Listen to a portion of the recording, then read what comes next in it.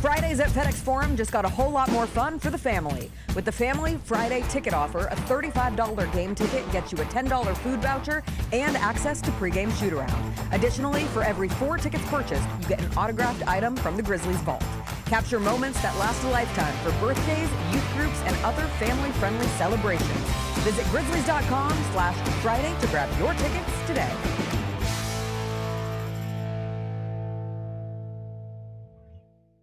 I risk my life to tell y'all these truths. Katt Williams is back. Brand new material, a new tour, and the same legendary laughter he's delivered for decades. Nick Cannon got 136 children, Jesus. Did you know that? Always classic, always Katt. White people are friendly. You can call them at 3 o'clock in the morning with the wrong number and they won't even be mad at you. Hello? No, I'm sorry. No Shaquita here. The Golden Age Tour, March 6th in FedEx Forum. Get tickets at Ticketmaster.com. Grizzlies fans, dunks, dimes, and no-looks are great on TV, but nothing compares to catching them IRL. And that starts with buying tickets at Ticketmaster, the official ticket marketplace of the Memphis Grizzlies and the NBA. Ticketmaster gets you to the game so you can catch every highlight in person. From seeing your favorite Grizzlies stars up close to hearing the squeak of the sneakers on the hardwood. Put that jersey collection to use and get tickets at Ticketmaster. There's no better brag than saying you saw it live. See you courtside, Memphis.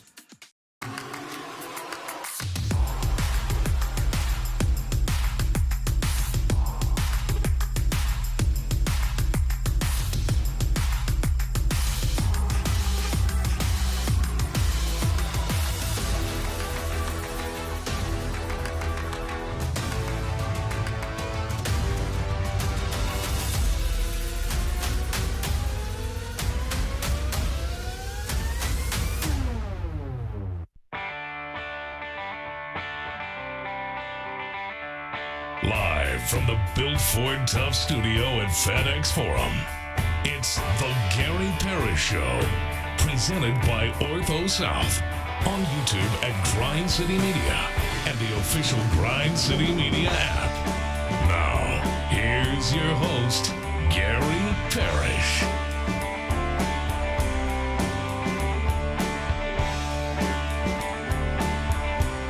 All right, here. My name is Gary Parrish. I'm speaking to you from the Built Ford Tough studio, FedEx Forum, downtown Memphis. Ben Doyle right there producing the program. Glad he's with me. Glad you're with me. Hope you're getting through the day best you can.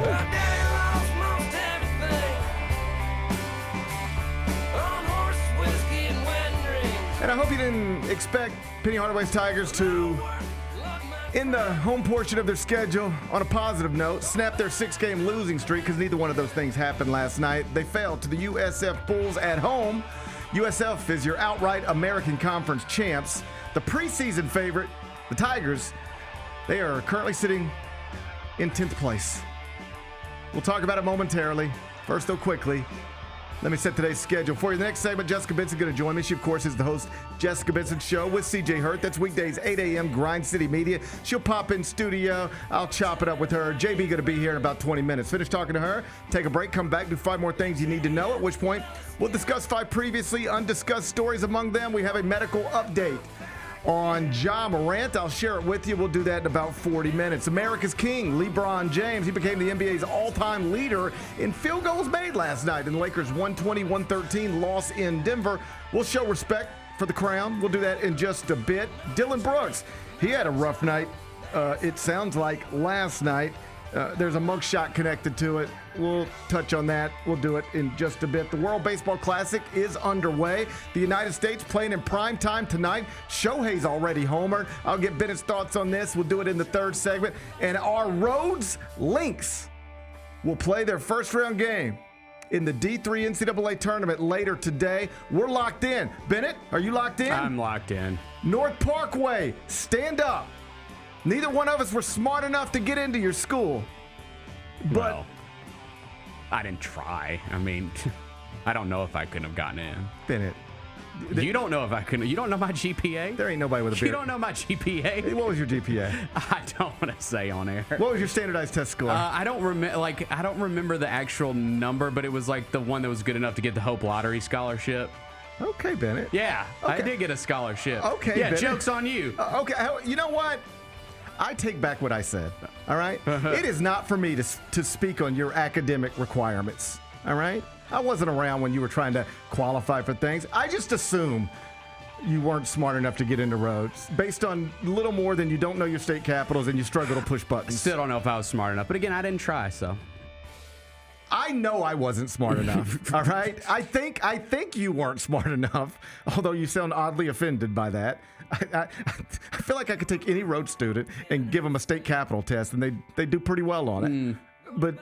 Or ask them to punch a little button here or there every once in a while. And I know it's harder than it looks. Here's what I'm trying to say. I know I wasn't smart enough to get into Rhodes. And I think Bennett probably wasn't smart enough to get into Rhodes, but his father was. Sure was. Either way today. Legacy. Either way today, you could have been a legacy student. Either way today, we are all Rhodes links. Yes. Today I'm going to pretend I'm smarter than I am. I think I do that most days. We are Rhodes links today. We're going to talk shit about Roanoke. Yep. We're going to do it during a segment we call 5 More Things You Need to Know. Then we'll eventually do GP's Carryout, and we'll call it a day. So that's the rundown. We got a lot to get to. But I did want to start with the University of Memphis men's basketball program because they played their final home game of the season last night, and perhaps the last home game of the Penny Hardaway era. As always, we'll see. Final score, USF 96, Memphis 89. So Penny Hardaway's Tigers are now on a 7-game losing streak for the first time since the 1993-94 season. If you're curious, that would have been my junior year of high school. That's tough. The Tigers are now in 10th place in the 10th ranked conference in the country, despite spending roughly 3 or 4, or in some cases even 5 times as much as any other school in the American to roster build in advance of the season. That's tough. Memphis was picked first in the conference in the preseason, but now Memphis is sitting at 10th in this conference, heading into the final weekend of the regular season. That's tough. Big Bet Bet, it is good to see you on this Friday morning. You too, man. How you holding up watching your alma mater lose 7 straight games for the first time since 1993-94? It is incredibly painful. I mean, I will not sit here and lie to you. It has been an absolutely brutal season. I can't sit here and sugarcoat it. It has been really, really rough. So, yeah, not great. Not great. 7-game losing streak. The one back in the 93-94 season, it became an 8-game losing streak before it was snapped. And it featured losses to Jackson State, Louisiana, Murray State. So it was bad. But it also featured losses to like some brands like Georgetown and Marquette. This current Memphis 7-game losing streak, it doesn't have a Georgetown Marquette in there, at least not a brand like that. It's got North Texas, Utah State, South Florida twice, UAB, Wichita State, East Carolina. It should be impossible, by the way, for Memphis to lose 7 straight games to those 6 schools. But it clearly isn't because it just happened. Also worth noting, Memphis and USF have been playing basketball against each other for quite a bit of time, 44 games total. USF had never won 2 in a row against the Tigers, ever. But the Bulls just did it. They did it this season. History made again. So, Bennett, what do you think? I know you've said you want Penny back for year 9. If I put you in charge, that's what you would do. And I respect that. I'm not even trying to talk you out of it. But I do want to ask you this. Does a 7th straight loss while making bad history again, in an empty building, while losing money hand over fist, does any of this alter your position in any way? It doesn't. It doesn't. And obviously, I totally acknowledge that the attendance, I mean, evidence being last night, it is clearly a big problem that's got to change, like for the future of this basketball program. What I would say to that, though, is that is not changing just with firing Penny and hiring a new coach. Like that, maybe it would change eventually. It ain't changing immediately. That's just not happening. To your point, and I agree, when you fired Tubby Smith, there was something you could obviously do that would re-energize the fan base, sell tickets, and enhance recruiting.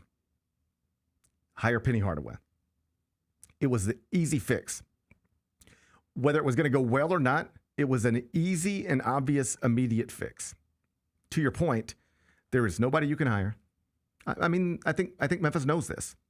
And I think this is probably part of the decision-making process as well. There's nobody who you can hire who will fix your problems until they are putting a championship-level product on the court. Yes. Memphis fans are not going to fill this building up again, maybe ever, but certainly not until the product is on the court and compelling. There's no new coach you can get who's going to secure a recruiting class that's going to have everybody fired up. It's going to have to happen the way, frankly, it has happened at St. Louis. St. Louis a few years ago finished 14th in the Atlantic 10. This was 2 years ago. 14th in the Atlantic 10. They fired Travis Ford. They hired Josh Schertz. I don't think it was like, I don't think they sold 10,000 season tickets immediately. But he got them respectable last season. And now they're like 27-3. They just won the Atlantic 10 title. They're probably going to wrap up the outright A10 title. And when they played their final home game of the season, I think this is important to remember, a few nights ago, it was on CBS Sports Network. Even though they're in the Atlantic 10, and, that's not a power conference, and even though the opponent was Loyola Chicago, which is ranked in the 300, so it's not a compelling matchup, St. Louis, this school that was below 500 2 seasons ago, finished 14th out of 15 in its league, and was playing in an empty building in downtown St. Louis 2 nights ago. Mm-hmm. They had a capacity crowd of nearly 11,000 people in their on-campus arena watching a college basketball game. You can get it back, but for Memphis right now, there is not a hire Penny Hardaway and get it back immediately. You're going to have to hire a coach, make sure he or she is the right person, and then the results are going to have to bring the fans back. But I don't think the fans come before the results, so you make a solid point. The one thing that I saw last night that kind of reinforced my opinion, and again, it's just my opinion, I saw Leon Taylor posted a video. Dane Danger was at the game last night. He was playing down in South Haven after they finished because it was a late tip-off for Memphis. He came over and watched the second half of the Memphis game. And he talked about, obviously he was very complimentary of Penny and what a great coach he thinks he is, and talked about how he thinks that this season would have been different if he would have came back, which he wanted to do, which he acknowledged he wanted to do. I don't know how different it would have been. I do think it would have been different. I do think it would have been different with just that one player alone because, first off, our big men foul out every game. So, he'd be on the court probably. Sure. And he was great for the Tigers. So, I think if literally just that one player is on this team this season, I do not think the record is 12-17 or 12-18, whatever it is. Probably not. But, if my aunt was a blank, she'd be my aunt. You heard all those things before, right? Yeah, but every coach I've ever talked to in my life who no longer has the job they once had, and the reason is because somebody took it from them or pushed them out the door, they can give you a very detailed breakdown of if this and if that and if this, then I'd have probably been in the Hall of Fame. But at the end of the day, you are what your Wikipedia page says you are. And right now you're in 10th place in the 10th rated conference in America. It's fair. About to miss the NCAA tournament again. And you will be stuck on one NCAA tournament win through 8 years. That's where we're at. I also think just hearing Penny talk last night, I saw all the quotes from last night. I do think he knows, I don't think he just thinks that he's,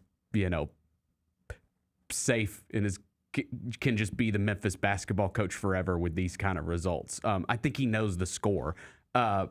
He certainly knows that. I think he now also knows that next season is not promised. And if you listen to yesterday's show, you know where I'm at on this. I really do think it is undetermined.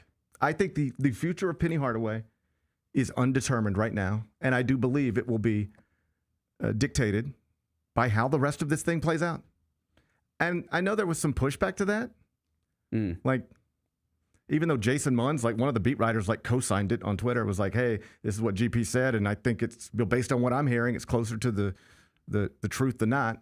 So, if you're taking issue with it, you're arguing with the current beat writer, one of them, a former beat writer, and somebody who still covers college basketball for a living.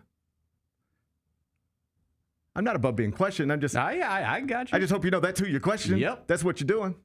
But anyway, let's talk through it. Yes, let's talk through it. And in fact, push back wherever you want to, because I think you'll find that even if you don't agree with me, this exercise is going to prove that, like, what I said yesterday is true. Okay?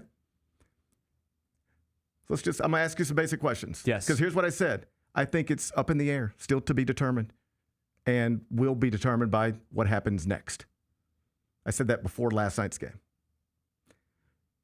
Here's my first question for you. Do you think there's a scenario where Penny Hardaway is back for year 9 next season? Where he's back. Yeah, he's back. He's the coach. Yes. Of course. Everybody thinks there's a scenario where he's back, right? Yes. Okay, so we're not even arguing about that. All right? Right. Do you think there's a scenario where he's not back next season? Yes. Okay, so then what are we arguing about? You've heard me say a million times, that is not what I want. I'm not saying that because I want that. I'm telling you this. I don't want that, in fact. I'm telling you this because I know it to be true. There is a chance Penny Hardaway is back coaching the Tigers next season, and there is a chance that he's not. And it is not, that decision has not been made. That's the truth.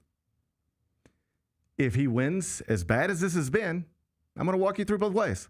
As bad as this has been, and even if there are a million obvious reasons to pull the plug on this after 8 years, and I really do think most schools would, but this is different, and I acknowledge that. Even if there's a million reasons to pull the plug on this after 8 years, here's the truth. From this point forward, as bad as this has been, if he were to win at Tulane this weekend and then go win the AAC tournament and then go to the NCAA tournament, he is back. He is back. But that's... I know, but I'm laying out... Yeah. Go ahead. Keep laying it out. Yep. Then he's back. Yes. There is no scenario where Memphis moves on Penny Hardaway if he makes a miracle run through the AAC tournament and goes to the NCAA tournament. There is no scenario where Memphis moves on. So that's how he's back. Mm. He might just be back anyway, but that would be the way. There's no way he's not back. Right. Okay? And that is still, we can admit, because it's still in front of us, it's technically possible. Mm-hmm. Unlikely. Sure. But possible. So that's a scenario where he would 100% be back. All right? Mm-hmm. I'm just telling you, he has now lost 7 straight games. If that turns into 8, and then you go to the conference tournament and that turns into 9, you ready? I don't think he's back. I don't think he can close this on a 9-game losing streak and be back next season. I should rephrase. I think he can, because anything can, they can do whatever they want to do. I don't think he'll be back on a 9-game losing streak. And so when I said yesterday, I do think this will be determined by how the rest of this unfolds, I meant what I said. And I think it's the truth. And Jason Munz does too. And he covers the team and the program every single day. If Penny Hardaway were to win every game, I'll just keep it this simple. If Penny Hardaway wins every game between now and Selection Sunday, that would mean winning the AAC tournament. He'll be back as Memphis' coach. You ready for this? If Penny Hardaway doesn't win another game before Selection Sunday, I don't think he'll be Memphis' coach. Interesting. So, what does that tell you? Sounds like it might be determined by what happens going forward. Mm-hmm. And I guess it's worth laying out that just because there's only 1 game left in the regular season, if they win, they're in. If they beat Tulane on the road, they are in the conference tournament. If they lose, they can still get in, but they would need East Carolina to lose at UAB. That's your scenario to get in the conference tournament. The other thing, and then we'll get Jess in here, Jeff Calkins tweeted it last night. After the game, Penny said a lot of things, and among them, said that the team is having a historically bad season because no other Memphis team has, quote, played the non-conference schedule that we have. If I were Penny Hardaway, I'd be saying things like this too. When you're fighting for your life, you fight however you can fight. I understand it must to him feel like folks are piling on, even if in reality he has been handled more gently in this market for 8 years than any other coach would have been under similar circumstances with similar results and similar headlines. Again, for the millionth time, as he should have been. He's Penny Hardaway. He matters more than all of us combined. All right? He has been treated differently because he should be. But he has been treated gently for 8 years, broadly speaking. But I know he doesn't feel that way, and if I were him, I probably wouldn't feel that way either. I get where he's coming from. if what he meant by that quote is we got beat up in our non-league and never recovered, we lost all of our confidence in the non-league and then we weren't ready to play in the league, if that's what he meant, fine, whatever.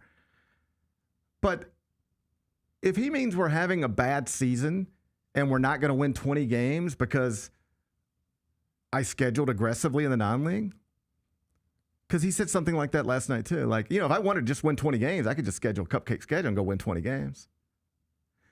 That implies that 20 games means anything. This is where I got frustrated over the past whatever. People are like, well, he's won 20 games at a X year. Like, that doesn't mean anything. 20 games, they play 34, most teams do, before Selection Sunday. If you max out your conference tournament, 20 wins doesn't mean anything. Yeah, I mean, there's going to be a lot of 20-win teams that don't make the NCAA tournament. Yes, and 20 wins playing in the 10th rated conference in America doesn't mean anything. So if that's what he meant, like, I could have went out and would everybody be happy if I just went out and won 20 games? And that's just such a mischaracterization of reality.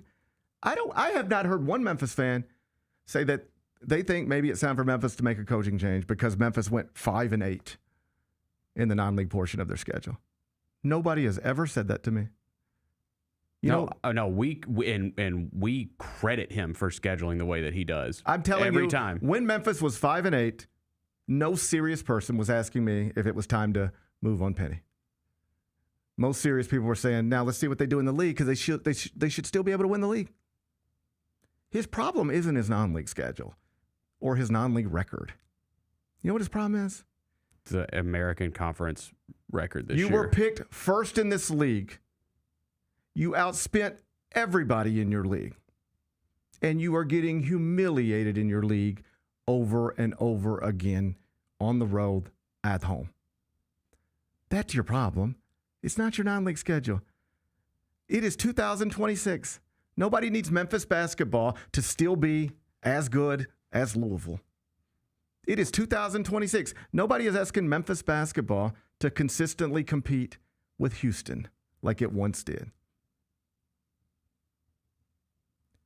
But you shouldn't finish 10th in this league. No. Shouldn't be losing these games. And if you want to know why we've gotten to this very uncomfortable spot, that's why. Because this thing has spiraled.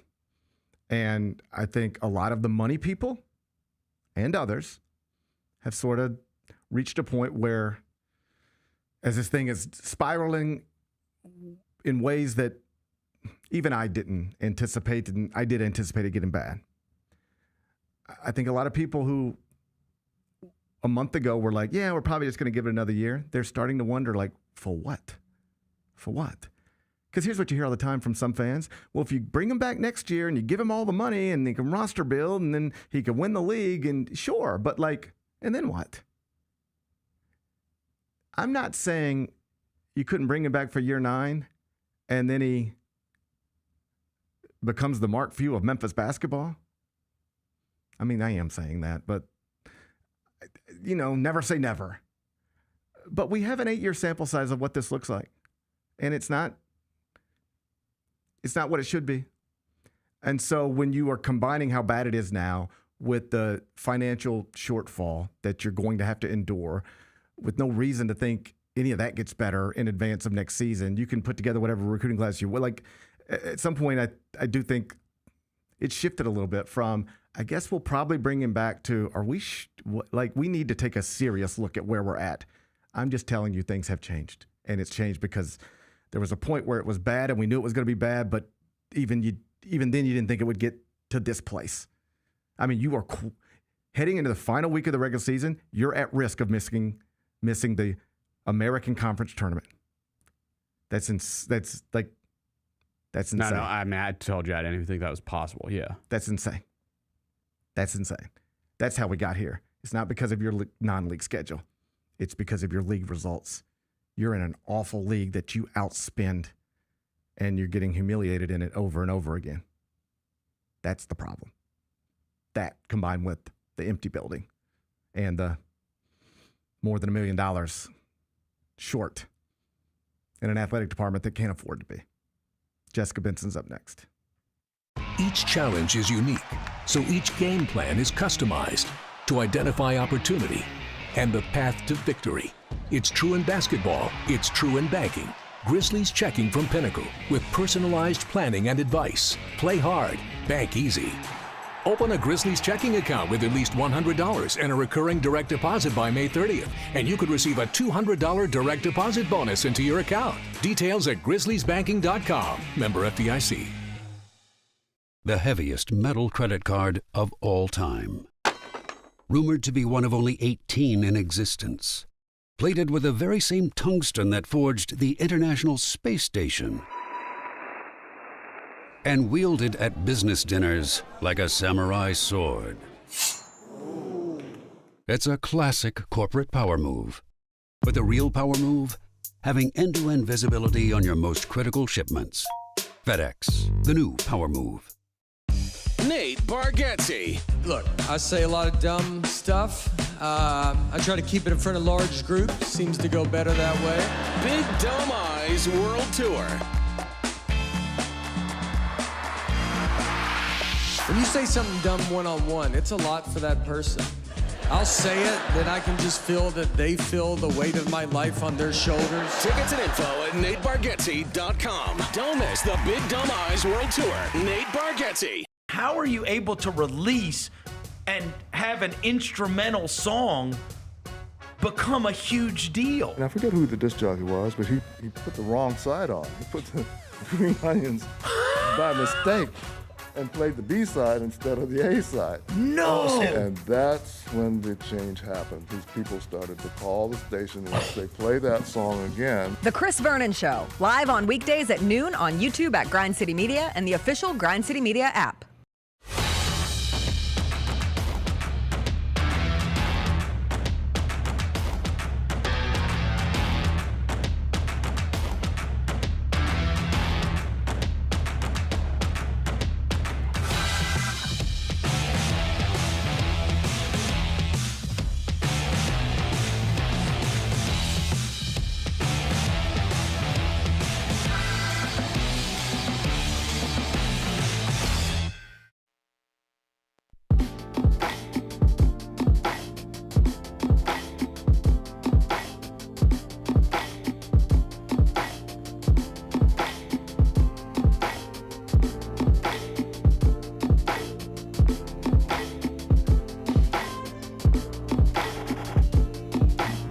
Welcome back, Gary Parrish Show, presented by OrthoSouth. We're inside the Built Ford 2 studio, and on Fridays, I'm joined by Jessica Benson. She's the host of the Jessica Benson Show with CJ Hurd, weekdays 8 a.m. She's here right now. Hey, Jessica Benson, how are you? Hey, I'm good. How are you? You know what? I'm okay. My Rhodes Links are playing a little later on today. I have a bit of a bone to pick with both of you. You're picking bones now. Yeah, I'm picking bones. Great. Okay, go ahead. Pick your I bone. came in here on Monday morning for my show. Monday morning, searching for something positive about Memphis basketball, right? Okay.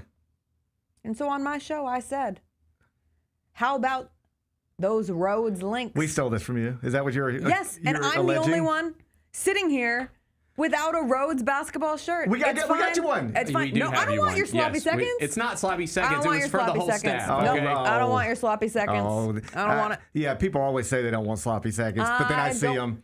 I see them. You're not going to catch me.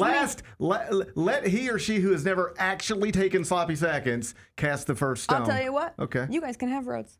Who do you want? I want Bartlett. What's going on there? Okay, Maybe Whitehaven for the regional championship. That's not fair. I want All right. Bartlett. I used to be in those gyms. I used to live in I've been to Bartlett. You kidding me? I've been to Bartlett. I've been to Bartlett. My car got stuck at Bartlett once. I don't think my car got sandwiched in. 4 cars parked around me. I was like, oh, shoot. The nice people at Bartlett had to get on the intercom and say, if you parked around the local 24 news vehicle. That happened to me at a couple schools, though. Let me tell you. Bartlett beat Whitehaven last night. Most attended game in the city. I'm saying it. I mean, I was at the Memphis Hustle game. I saw the visuals from the Memphis Tigers game. Yeah. I saw Devin post a line of the people waiting to get into Bartlett Whitehaven at Southwind. I think it was the most attended basketball game in the city last night. Hey, I used to cover high school basketball, and I loved it. I look back on those memories. I miss it a little bit. I like going to Melrose or loved it. Going too. to BTW or Kingsbury or Bartlett. Like not covering, but as a fan. Yeah, as a no, student. I was there. I was there with it was Ernest Shelton and Scooter McFadden, and I feel like there was a player at Bartlett who maybe went to Ole Miss. He's a white dude that dunked, and he think maybe he ended up at Ole Miss or something. I don't know. He was a thing at some point. And so I love high school basketball, but I don't have the bandwidth to like keep up with it. So I was aware that there was something important happening in Memphis area high school basketball last night. I saw Devin's picture, but I didn't take it any further than that. Well, Bartlett won. Good for them. I'm riding with Bartlett. Good for them. Yeah. So we stole Rhodes from you. It's okay. I didn't mean to. I was just beaten down a little bit. I've covered Rhodes basketball games back in my day, too. I mean, I covered a Rhodes lacrosse story once. I used to hang out at Rhodes. I probably used to hang out at. I've been over We've at all Rhodes. had our times. We've all been over there at Rhodes. We can all share. We want good things for the city. I think you're the only one of the three who's smart enough to get into Rhodes. Probably. Yeah. Well, you're supposed to say, "Oh, I don't know." No, I think you're supposed to say, "Well, you're supposed to say, I don't know." What'd you get on the ACT? I mean, embarrassing. I could tell you, but it's actually embarrassing. I took it. Here's the truth. I'm not trying to put you on the spot. No, if I'm being completely honest, this is truth. I think a 22. Oh wow. And here's how. I want to be completely clear with you. I had no guidance. Yeah. I mean, I love my parents, but I did not have proper guidance. Yeah. I did not have proper discipline. I took the ACT exactly one time. After going to Club 616 till 3 o'clock in the morning, came home, took a shower, went to take the ACT, literally fell asleep in the middle of it, but somehow still got a 22. And in my very lack of ambitious mind, I said, I guess that's good enough to go where I'm trying to go. And guess what? So I'm done I here. think you've done pretty well. It worked. It worked. It worked out. No one cares about tests. That's just a except for those of us flex, that were bro. awesome. That's just an insane flex. What is the fact? Actually, I'm embarrassed of that. What are you talking about? That's a good score. My son got 22?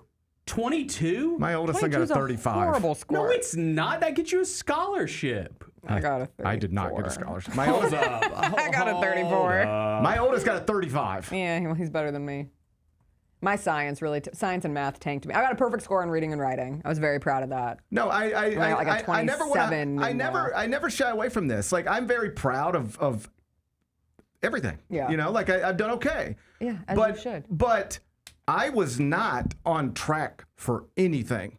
And I think that's a great testament to not everybody who makes something of themselves is a good tester. No, I was not a good trier. That's fine.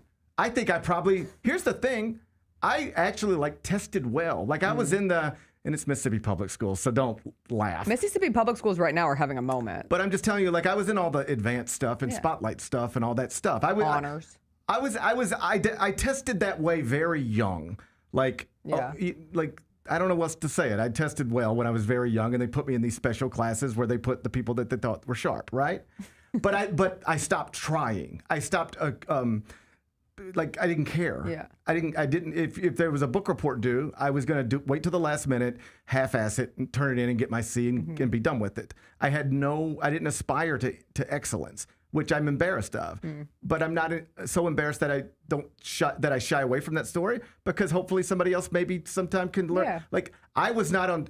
I promise you, every high school teacher I had would be surprised by my life. That's nice. Right, I remember being called into the principal's office one time by my principal, who I just saw at breakfast a few months ago. It was really sweet. Oh, that's nice. Me and my whole family were there, and he was That's just so funny. and I'm not the type, if I see somebody I know out in the wild, I'm more likely to just turn my head this way. I don't feel like anybody's got time for any. I don't seek these things out, but I saw Mr. Kirkendall, and I did seek. I was like, Mr. Kirkendall, I want you to meet my family, and I want you to, but I remember him, because we happened to live near each other. And so I played baseball with his son. And so he'd been aware of me my entire life, the good and the bad. Yeah. And he just recalled me in one time and I remember this vividly. And he was just like, hey, I just wanted to make sure you're okay. It doesn't seem like you're on the right track. It doesn't seem like you're doing the things you need. It's a good principle. You need to be doing. I'm not mad at you. I'm not calling you in here because I'm about to suspend you or anything. But I just want to make sure you're okay. You don't seem like you're doing the right things. Yeah. Is the way I remember that. And I don't want to say it was a wake-up call, because I'm pretty sure I went right back to doing what I was doing. But at some point, something clicked for me, and I decided I don't want to just do all the things that most people from here do. I want to take a shot at these other things, and then it started happening. But I would say at least up until 20, if you were betting, you'd bet against me. You'd bet against me. Fascinating. Yeah. I was obsessed with Anyway, I had no shot at getting in I wanted to Rhodes. get out of my hometown, and I viewed it as I want to go to the bougiest college possible. There you go. I ended up at USC. I wanted to go to Yale so badly. So like all of my testing goals were situated around the Ivies, which looking back is just a very silly thing for anyone to do because the odds of getting in there are so low. Right. And I was smart, but I wasn't Ivy League natural progression into that. So I was like fighting for that opportunity. Right. And I remember taking the SAT. I took the SAT twice. And the first time around, like my parents didn't have any understanding. That world is a very odd world where people have tutors and test helpers and essay helpers and all this stuff. I didn't do any of that. Yeah, I didn't have anything. I ended up having to do an SAT subject. I don't even know if subject tests are still a thing. You couldn't just take the SAT and ACT. You also had to take subject tests for the SAT. So you would pick like your best subjects, but they only had one in relation to reading and writing. And I was like, that's all I'm good at. That's all I'm great at. Right. The other stuff I would struggle with.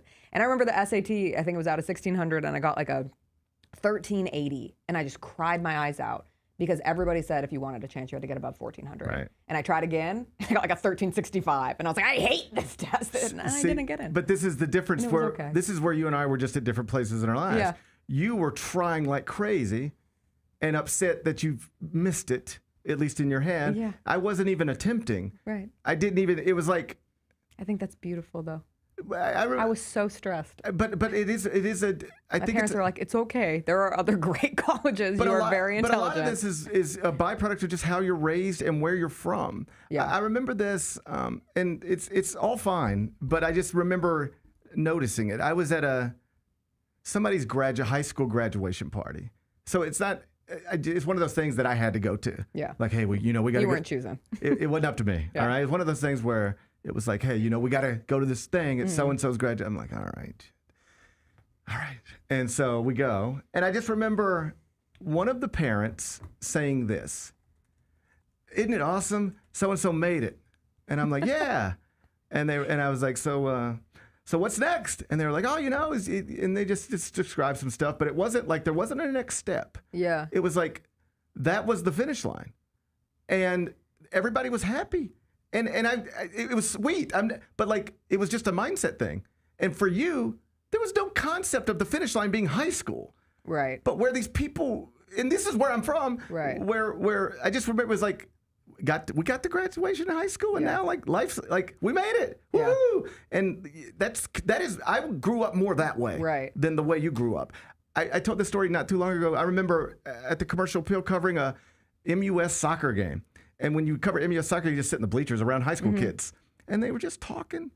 And I was just a little older than them at the time. Yeah. And I just remember just overhearing. And it was like, yeah, it's either Vanderbilt or Virginia for me. And it was like, yeah, I think Stanford. I got the letter. And I was like, wow, this is nuts. These people grew up 30 minutes from me. And it might as well be a different world because I've never heard people talk I've never heard young people talk like this. Yeah. Because at my school, it was just like, I guess you go to Northwest.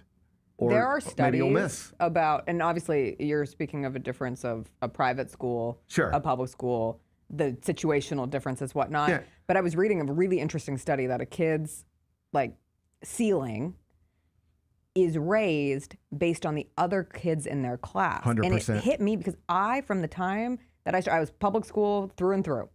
My elementary school was a highly motivated group of elementary school kids where like over half my class was getting separated into the honors read ahead when you're in like 5th grade. Like we had too many kids. It almost turned into the majority of the class was doing ahead of the schoolwork that you were intended to. And I felt bad for like the 10 kids who were doing the on track learning at that point. And then my high school graduating class, like I think we had 25, a record, like 25 kids finished with an above a 4.0 GPA. So we all like tied for like salutatorian or whatever you called it back then. And our valedictorian had like a 4.65. And I look back at this group of like 30 kids and all the athletes and, kids who sometimes would be dubbed the ones who probably weren't all that focused on their grades. Every single kid went to college from that group. And I'm like, dang, that's crazy. And I think they all, if we went back and looked at that list, I think they all finished college. Well, first off, it works exactly like that. Yeah. Like where Aiden took off was when he transferred to Lausanne. Yeah. You're just surrounded by excellence and ambition and like, I don't want to overstate it, but like that's an amazing place, and it raises the floor for everybody. Right. Jeff Calkins always tells this story. He went to Harvard. He has 8 brothers and sisters. Every one of them went to an Ivy League school. That's cool. Do you think that's an accident? Back to it's really hard to get into the Ivy. Sometimes you just have the right genes. Well, I don't. But they push each other, I think, and you're reading and you're developing just basically how you approach school for the rest of your life because you're around that. That's why standardized testing is such BS. The merit of getting a scholarship should be based on how you perform in the classroom throughout the year. Okay, then that way, Hell yeah, Bennett. About time okay, you took comrade. Well, then that Bennett. way students are lifting each other up throughout the season because I they all have he's one coming ultimate around a goal. little bit. I agree. I think Bennett's coming around a little bit. This is interesting. Although I'm this is an telling you. interesting conversation with Mississippi Public Schools right now, is they have, and I don't want to botch this because I'm not an expert on the subject, but the way I understand it, Mississippi Public Schools right now have reading rates above public schools in Maine. Mm-hmm. And Maine has always been kind of like the gold standard of younger public school education, or somewhere in the Northeast.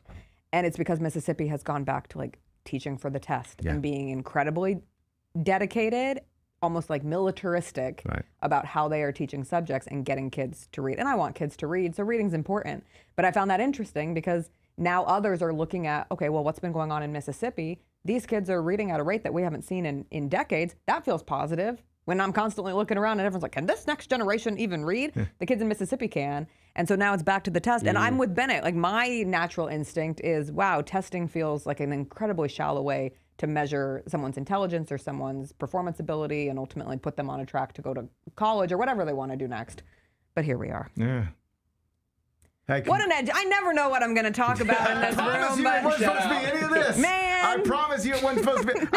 I had no plans to come on the air. How did we get here? I had no plans to come on the air and acknowledge publicly that I was kind of an idiot up until the age of 20. And if we're being honest, probably closer to 35. But I remember there was a kid in my class who was a football player, and he was being recruited by Stanford. And they told him, they're like, man, you just got to get a 20. Like, you just got to get a 20 on your ACT. And I think he got like a 17. And they still took him. Oh, yeah. They made it work. Oh, I mean, he was big. He was on the line. I had this conversation with the Duke, and then we'll move on. I had a conversation with the Duke staff one time, like long time ago. And it was like, because Duke's a great academic school. Sure. I botched my Duke. You could. Okay. This is such a tangent, and I'm sorry because I know we're going to get off it. For somebody who cared so much about applying for these Ivy League schools, the reason I wanted to go to Yale was because I was obsessed with Gossip Girl. And the character Blair Waldorf wanted to go to Yale. Sure. And so I decided I wanted to go to Yale. And then I applied for, it happens all the time. Stuff like that is a real thing. I mean, I was upset. I wanted to be a UCLA dancer. So before I ever wanted to go to USC, I saw UCLA at Final Four. I said, I want to be one of those hot girl dancers out there. I'm going to go be a UCLA Bruin. But so a lot of my obsession with Yale was based on that. And then I went to a summer theater program there and I just fell in love with it. So that's how I ended up there. But for someone who cared that much, I didn't really have a grasp of like the rankings of other schools. I just thought these schools were cool. And again, I had seen Duke at a lot of Final Fours and I said, that seems like a cool place. I see the people who are around Duke. They seem smart. Sure. They seem cool. I'm going to apply to Duke. I almost missed the deadline. And so I'm like filling out, I'll never forget, I was with a group of friends and we absolutely hadn't been doing anything bad. And I was like, oh shoot, I got to finish this Duke application. So I'm like answering these short answer questions and they're like, who is your hero and why? And I write Dean Smith. Biggest load of BS about Mike Krzyzewski. Oh no. And I just think I'm like, this is the funniest thing they're ever going to read. They're going to love this. Nah. No. Denied. Duke denied me. Flat out denied. Here's another one just to sort of illustrates how dumb I was. I don't think I applied for another university other than Memphis. Ever. I think that is the more I always common knew I wanted to go there. experience. I was just like, I'm going to go to Memphis. That's good enough for me. Yeah. I think a lot of people determine like the one school that they want to go to. Yeah. And as long as it's in the realm of a school that they can get into. What is hilarious is I had no concept for Memphis's journalism department. Yeah. No concept for anything. But I really did stupidly. This is exactly my plan. I'm going to go to Memphis, and then they got a campus newspaper. I'm going to work at it. I'm going to be so amazing there that the Commercial Appeal is going to see. I'll be covering the same games, Memphis football, Memphis basketball games that the Commercial Appeals cover. They're going to see how good I am because we're going to be at the same events. And when I get out of college, they'll hire me. Yeah. And that is exactly what happened. That's exactly what happened. But it did not happen the way I imagined it happened. And that is the dumbest plan in the history of plans. The only person I ever heard who had a dumber plan I remember doing I did something with, I think it was Sam Ponder. Do you know her story? Yeah, I do. She said she was a waitress. She went and got a job at the ESPN Zone in Times Square as the hostess. It was incredible. Because she assumed it's ESPN Zone, and ESPN people will come there, and then that's how I make the connections, and that's how I get the job. And it's really how it happened. Yeah. That's ridiculous, but that's how it happened. And mine is similarly stupid. I didn't know anything. I just was like, this is my plan. Yeah. It's the worst plan. I think a part of the reason, like, I fell in love with USC when I visited there, and at that point I had narrowed it down to like USC, UCLA, and Cal. And we went to Cal first. We went up north, and then we came down.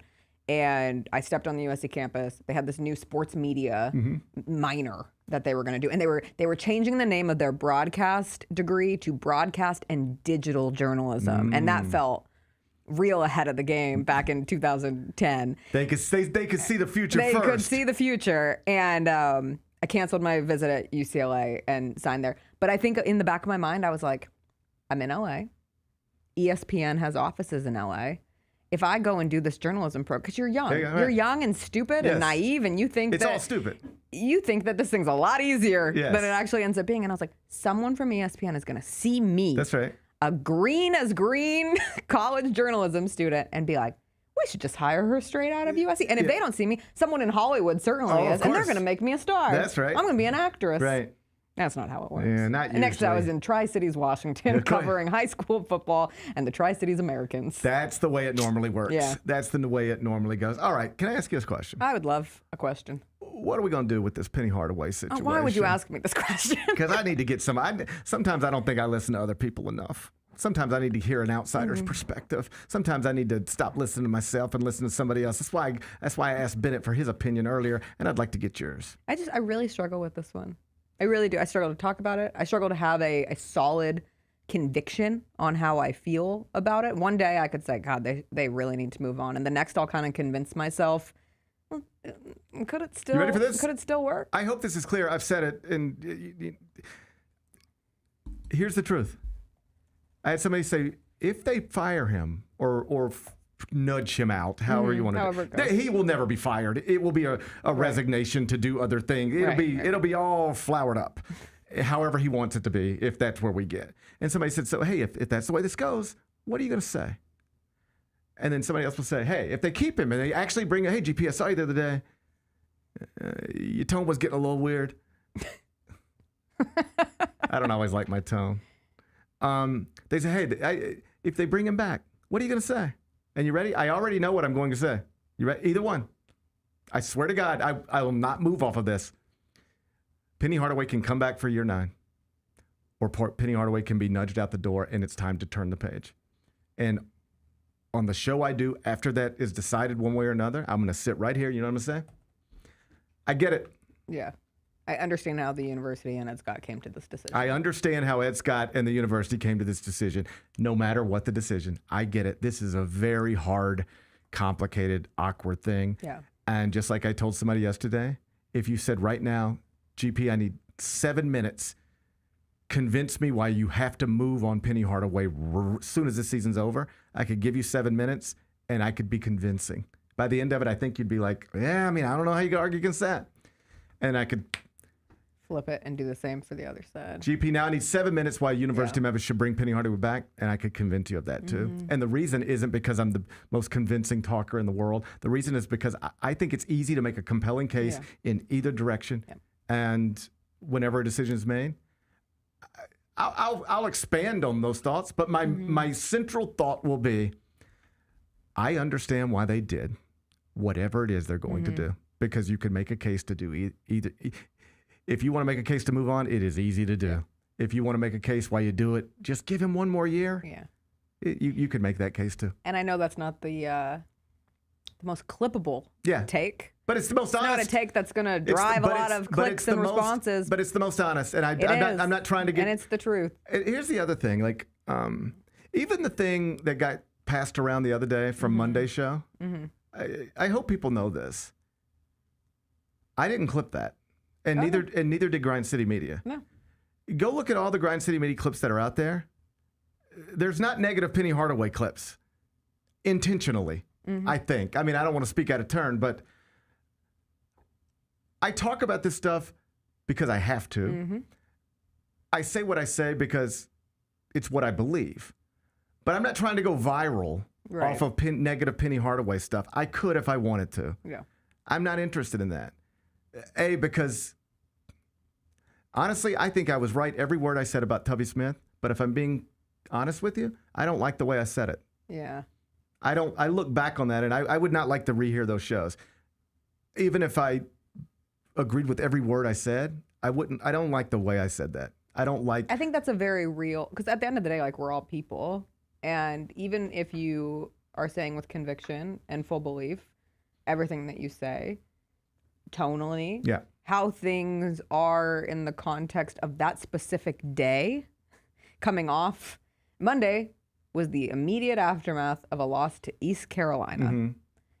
How that shades the tone and the tenor, around how you're talking about this story that specific day. And nobody ever wants to listen to the full, and I hate being that person. Nobody ever reads the whole article. Nobody ever reads the whole thing. But it is true. Like, a lot of nuance gets lost in you are someone who's very, very good at storytelling and at speaking on camera and at speaking into a microphone. And so we sit here and try to craft as effectively as possible how to make our points, the points that we believe and the points that we think. But sometimes it doesn't come out 100% perfect. Every word I said this week, you believe. Yeah. Right. I don't like my tone in every sentence. Yeah. And I don't like my voice every day. I look back. I don't mind your voice. Oh, thank you. I look back on the Tubby Smith stuff, and I know I was right, but I don't like. I wouldn't want to listen to me do that again. And so I'm not going to do that here. Yeah. And so, thank you for what you said. I think that plays a role. But as I have self-analyze this, try to actually okay, what happened there? Why did I do that? It's taken some work, but I do think I have a better understanding now than I used to of how that happens, where it feels like I'm showing up every day and going, once again, I'm trying to tell you, this Tubby Smith thing's got to end. You know what happens? It's never, this is what I figured out, it's never me trying to go at Tubby Smith, and it's never me trying to go at Penny Hardaway. It's me making a point, and then I hear other people make counterpoints that are so outrageous to me. It's like your internal debate club. That's exactly what it is. I hear people say things that are so ridiculous to me. Like, you can't fire Penny Hardaway after just one bad season, which implies it's just one bad season. That's not true. So then I got to come back and explain to you with great detail how that's not true. And then it feels like you're piling on. Yeah. And here's the truth. I'm not even trying to pile on Penny Hardaway. You're just trying to make your point. There's just something about me that wants to win that argument. Yes. Yeah. And that is every aspect of my life. Yeah. And that's how the Tubby Smith thing happened, because I don't remember who exactly was pushing back against me, but I know people were. And I wanted to no. Right. You're wrong. I'll explain why again. And I feel like we've sort of gotten to that pattern with Penny now. Who did you feel was at the forefront of disagreeing with you on the Tubby side, out of curiosity? The way I remember it was Jason and John. Okay. But John at least does not remember it that way at all, because we had this conversation within the past month or so. That's funny. And it's fine. I honestly don't remember. And even if I did, I don't know that I could trust my memory. It was a long time ago. But I do remember, the case for moving on from Tubby Smith and hiring Penny Hardaway was so obvious to me. And when anybody would then try to say, but I couldn't stand that. Sure. What are you talking about? Yeah. I don't remember it all exactly right, but in my head, it was like, I am laying out exactly why this is a disaster, exactly why you have to pull the plug, and exactly what to do next to fix your money problems and your recruiting problems and your ticket problems. And then I hear somebody else say, but what if Tubby Smith could get Tyler Harris? And I'm like, what? Tyler Harris? I mean, I love Tyler Harris, but Jesus Christ, Derrick Rose played here. I was watching Tyler Harris back in that Cordova gym at the time. You think a 5'7" Tyler Harris is the key to He was fun. He was go fun. on those streaks. He would get on a heater. Tyler Harris heaters. Could at least get a couple butts in the seats, but I understand your greater point. The reason I asked was because I think you also are situated in a very unique place within this market where, and I'm not trying to boost your ego, so like, chill. I'm going to chill. But from the greater conversation around college basketball, I will put you in the category of expert based on where you sit. You don't have to call yourself an expert. I look at you as an expert. Thank you. If nothing else, I joke about this sometimes. If nothing else, it's my job title. Fine. Right. Simple as that. It might not be an accurate description of my ability. It's your special. It's the subject matter of which you are the most knowledgeable about. We get on here every day and have to be minor. I never use the word expert, but we have to be knowledgeable about so many different things. We become like mini experts for a day. I became one on the California Bakersfield coach who is accused of being a pimp. He's a wild dude. And I was like, I got to read about this, and then I got to read this about Every this. sentence I read there got worse. It was like, and he's trafficking women. I was like, well, what a scumbag. Yeah. And then it was like, and they're underage. And I said, oh, and no, it was like, this is underage. bad. And I was like, yuck. And then it was like, and child porn. I was like, God. And it was funny when he was just a pimp. Meth was in there, too. Like, it was better when he was just a pimp. When he was just a pimp, it was a funny story. Then it got Bennett really said that dark, earlier to me outside. I said, oh, so it's all fun and games. We might just be slapping around some women. But now... Bennett, is that what you stand by? In Women's History Month, my God. It's Women's History Month. I mean, I used to love The Godfather on WWE, okay? Like, it's... Wow. Yeah. Okay, all that to say, the point of that was, I would imagine for you, with the thing that you are at minimum a specialist in, at minimum is your job, but that's what you talk about every day. That's what the bulk of your knowledge exists in. And so when someone is trying to come for you in an argument, I can understand the natural inclination for you to be like, I know way more. I would not try to get in a college basketball fight with you. I will put it that way. I know our job sometimes is to argue and to have back and forth. But I would ultimately concede and say, you probably know more about this subject than I do. And we don't do enough of that as a society anymore because everybody we're all experts in everything. But at some point you have to be like, hey, this person who's speaking on this subject might have greater knowledge about this specific situation, but also greater general knowledge about how things have gone at other schools throughout the history of time. And like, there's great value in that. That's nice of you to say. I did have that moment yesterday. I was like, what? I was like, what? Like, okay, what? put the chair down. I was like, what? What? But my natural inclination, and then we're going to move on. My natural inclination is actually not to be like, don't question me on college basketball. That's not true. I swear to God. Because I'm like... That's okay. Even great professors, like the best teachers I ever had never said, don't question me on anything. No, I'm comfortable being questioned. I do it every episode of the On College Basketball Podcast. I'll say, Norlander, let me get you... Because here's what I think, but like, I'm asking from an honest place. Where are you at? I do that all the time. I'm also perfectly comfortable doing this. You know what? I think you're right. You know what? Yeah, I see that. I think you're right. I do that all the time. Where I get like ready to go is when I've already thought through this. All right? Right. I've already thought through this. And then now I'm listening to your counter argument. And now I'm thinking through that too. And I'm like, no, you're just wrong on this. You just don't know what you're talking about. You have it all wrong. If you say you can't fire a basketball coach 1 year after a conference championship, I can give you a list of 50 that have done it. Yeah. All right? If you're saying you can't fire Penny Hardaway after one bad season, it's not one bad season. You're just, and then I'm going, right? But that's what it is. Then you're on. Then it's on the wheel and you're ready to ride. I think I'm doing it right now. I can hear you picking up the pace. I think I'm doing it right now. So that's what happens, and I'll have you know I'm working on it. Oh, congratulations! I'll have you know I'm working on it. And that is a beautiful thing. Everybody should be working on something. Our Rhodes links. I didn't mean to steal it from you. It's okay. I just asked Bennett. I was like, Bennett, you got to get us a basketball team. Yeah, to we care read about. the same article. Here's the real thing. Bennett and I both aggregated the Daily Memphians article about Rhodes. Actually, wait, that's not fair. I saw it on Twitter. Somebody, a Rhodes alum, had said, why is nobody in the city talking about the men's basketball team? And then I searched it in Google, and the Daily Memphian article came up, and I said, oh, somebody has talked about this. Here's more information that I need. So and then I delivered it on we my... all stole we it all from stole Drew from Hill. somebody, so we are all Rhodes links. We're all Rhodes links. Only one of us was smart enough to get in. That's Jess. Yeah. Oh, that's how we got there. Yes, this is how. Getting that. I mean, this is the dumbest, and not the dumbest, but it is just not what I expected to talk about today. Yeah, no. Not a single part of this. Beautiful. What in the world? Hey, you go walk What some else dog. were we going to talk about? Really, it was going to be mostly about Penny Hardaway, and I had a bunch of other questions to ask you, but we ended up talking about how dumb I was. What a great full circle. We ended it mostly talking about how smart you are, but we started it by talking about how dumb you are. It's wild.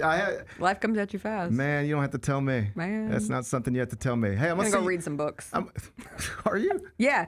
Which ones? I'm reading multiple books right now, which is I haven't done multiple in a Of course, minute. the USC grad is reading multiple Well, I love books to right read. now. No, I'm stuck on one, so I'm allowing myself to like move on from it and maybe come back. I'm trying to read Emma by Jane Austen, and I haven't read like 17th century literature in a long time, and I'm really struggling with the words, just the overall use of language and like how it's long. Yeah. It's like an arduous read. Yeah. So I started this new book called The Will of the Many, which is like a sci-fi book that's great. I'm like, it's got me hooked instantly. That's the kind of book I needed to bring me back into the reading circle. I ain't got time to be reading. You don't want to read books? No, but I will listen to them. I'm a book listener. That's okay. I listened to Jeff Pearlman's Tupac book. I love that. Yeah, you. And then it's on my Goodreads because you said it was good. Hey, tell me if this is cheating. I listened to the book and then I bought it. I bought a hard physical copy of it, and I just got sort of keep it on my shelf. And then if anybody ever asks, and nobody will. Because nobody will ever even see my shelf. It's Marie funny. Kondo says that's the number one thing you should not hold on to. Books? Yeah. Why? Because they're clutter for the most part. I mean, I have a whole. You should have a handful of books. Like if the book like really makes you feel something. We went through this process many years ago, but the Marie Kondo method of like step by step how to declutter your house and what to get rid of. Okay. And books is a huge thing for a lot of people. Okay. And like unless that book gives you like a visceral reaction when you see the cover, you should toss it. It's just taking up space. Great, Marie.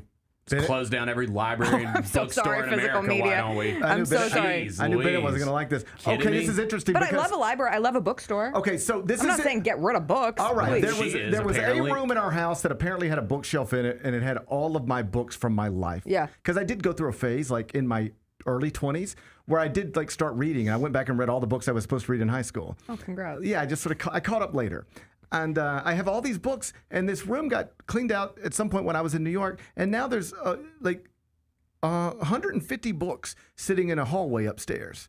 And Kelly was like, what are you going to do with those? You just going to get rid of them? And I thought that was a crazy question. I was like, those are my books. Yeah. But you're telling me that was a smart question. We just went through it. My mom had a storage locker with like all my old books from childhood that were in these big white storage bins, and we were ruthless. And it was hard. Like it actually kind of gives me a pit in my stomach to think about, because it was like a very emotionally charged, and we were just like putting them in trash bags to take to good, not to throw away, Bennett, but to take to Goodwill so other people can read these books at some point in their life. Okay, I'm going to figure something out, but you open my eyes a little bit. Hey, Mr. Physical Media, I'll have you know, I am now participating in some physical media. Oh, yeah? What? They're saying it might be worth money someday. Records, vinyl. You're getting records? I got a record player. Vinyl's back, baby. I got a record player for Christmas. And then we bought a little, I don't know, like a little table, and it just sort of sits in a room in our home, and it's just kind of neat. It's a nice piece of art. I got a nice collection myself. It's more than anything, it's just a nice thing to look at. It's aesthetically pleasing. But the other day we were out shopping, popping around, and we went to one of the bookstores, Barnes & Noble, whatever it is. Yeah. You're not in Memphis proper. There's a new Barnes & Noble by the Trader Joe's in Germantown that is gorgeous. That's where we went. Oh, it's so beautiful. They're carrying the legacy for sure. I love them. It's so pretty. We went there. It smells good. But then my middle guy, he decided he wanted to buy an album. And I saw that they had the record section there. Yes. So he bought my beautiful Dark Twisted Fantasy. He doesn't know about all the controversy. I've kept that away from him. So He'll learn someday. He's going to bump into it. I'm sure I bet he knows more than he lets on. And so we brought that home and we opened it up. How fun. And we got to put it on the record player. And I've had some other like records like that I've had. Like I've had Good Kid, Mad City, but I've just never opened it because I never had a record player. I just had the vinyl. So now I'm actively collecting vinyls, and this is our new thing. Every weekend, we go get a new one together. Oh, what a dream. And we come home and put it on, and we just have a good time with it. That's amazing. And that's the new way we're going to explore music together. Oh, guess what they also have at that Barnes & Noble, Bennett? What? DVDs. How about that? Do they have the Criterion collection They like sure the one do. in Collierville They does? sure nice, do. Nice. I thought about starting a Criterion collection. I got to swing by. It's pretty good. Hey, I enjoy the Barnes & Noble. I love a good bookstore. You know what? I have now been into 2 bookstores in the past few months. That Barnes & Noble, and what's the one over there by James Davis? Novel? It's great. Oh my God, Novel's one of my favorite places in the city. Have you eaten there? Yes, that's what we did. Oh, I love Libro so much. It's amazing. You want to know what my favorite? I have 2 favorite Friday afternoons after I finish the show and go watch dogs or walk dogs. When I don't have anything else on my schedule, I will either go to the 1 o'clock movie at Studio on the Square. Yeah. I went and saw Wuthering Heights last week. Okay. Or I will go to Libro and I will order a glass of wine and I will sit with a book for like an hour. Yes. And I'm like, this is the best way to end my technical work week. Keep in mind, none of this is ever my idea. All I want to do is sit at home and go to the airport. You get dragged. And go. Yeah, I get dragged around a little bit. And I had this moment of realization. We were in Novel, and we would sit down, we would order food, and the place is packed. There's people everywhere. Sometimes there's live music. And I was like, I don't think I come to bookstores enough. I know. I was like, this is like a nice, People like to bang on Memphis all the time, right? Mm-hmm. And I was like, if you could just take those people and drop them in here right now, you'd be like, this place rules. This is great. I know. Oh, I'm so glad you're on Team Novel. I'm on Team Novel. That place rules. I might go right now. I'm gonna get into Rhodes eventually. I just need to hang out at Novel a little bit more. I'm gonna hang out. Get your honorary. I'm gonna get my honorary degree from Rhodes, and the way I'm gonna do it is I'm gonna spend time at Novel. As much as possible. As much as possible. Or you could just have a nice meal. Just have a nice meal. You don't even have to read a book. I'll listen to it.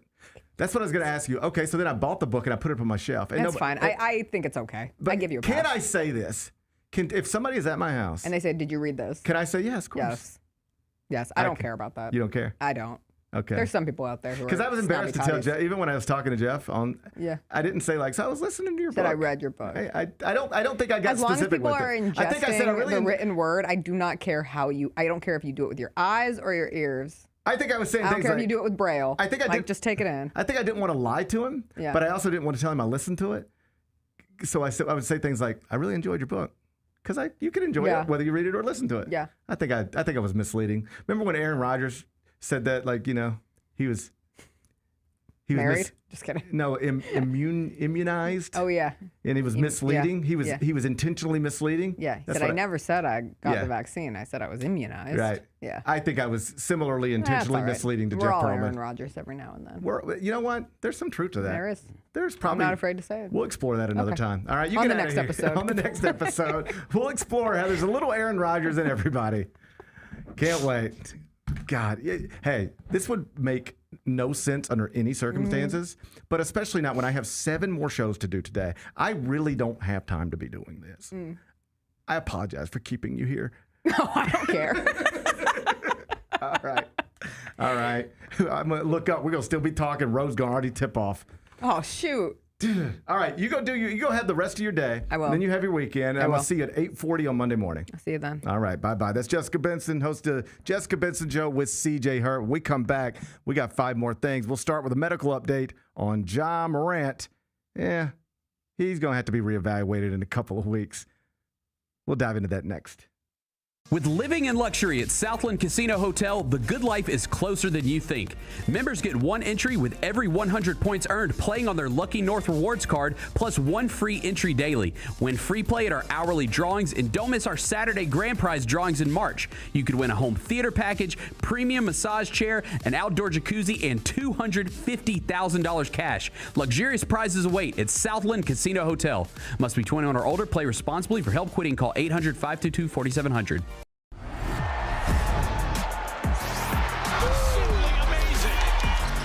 Wells, a rhythm 3. Yes, sir! That's an exclamation point on this game.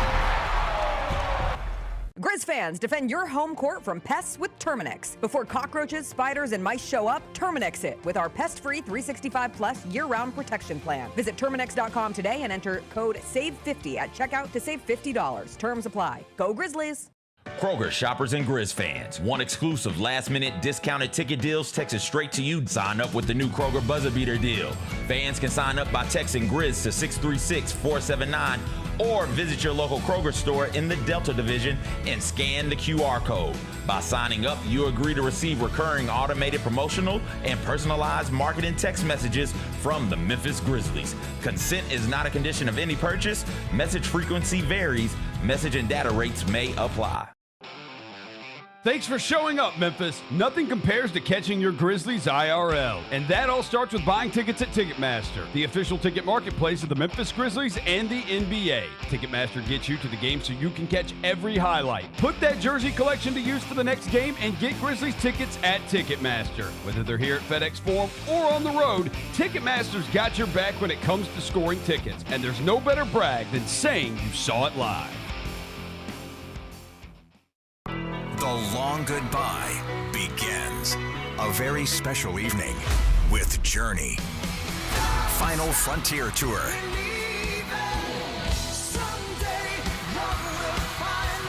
Journey. Tickets are on sale now at journeymusic.com. Your chance to say goodbye to the songs that changed our lives. Journey. Final Frontier Tour.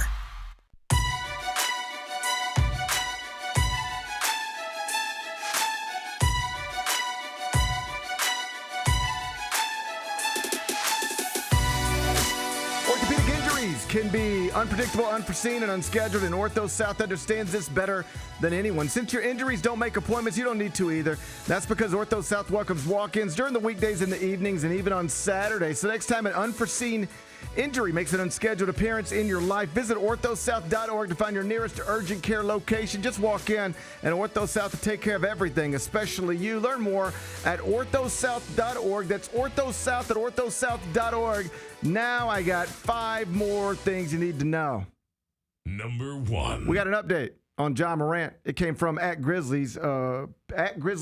You know at Grizzlies PR. Yep. They gave us the update. Ja Morant, he's working hard to recover from this sprained UCL in his left elbow. Yep. But, there's still some discomfort there. He's going to have to be reevaluated in 2 weeks. Your thoughts? I hope that elbow heals. Man, I do too. Yeah, I hope that elbow heals. UCLs are tough. Yes, they are. I don't know if UCLs are tough. All right, you don't play around with them. Yep, you do not. Not when AJ DeBonsa's out there.